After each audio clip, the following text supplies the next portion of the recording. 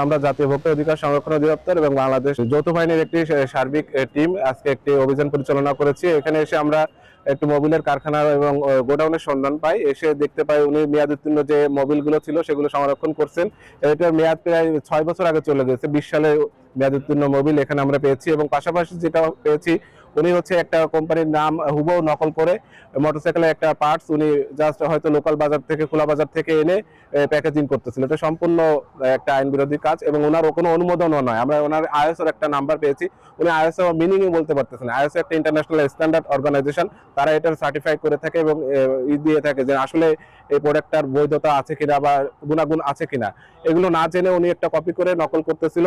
এজন্য আমরা আজকে প্রশাসনিক ব্যবস্থা হিসেবে আজকে ওনাকে 2 লক্ষ টাকা জরিমানা আরোপ করেছি এবং আদায় করা হয়েছে এবং ওনাদের যে নকল স্টিকার গুলো ছিল এবং মেয়াদ উত্তীর্ণ যে পণ্যগুলো ছিল সেগুলো ধ্বংস করা হয়েছে। আর আমাদের এই ভেজাল এবং নকল বিরোধী যে অভিযান রয়েছে সেটা চলমান থাকবে। ধন্যবাদ।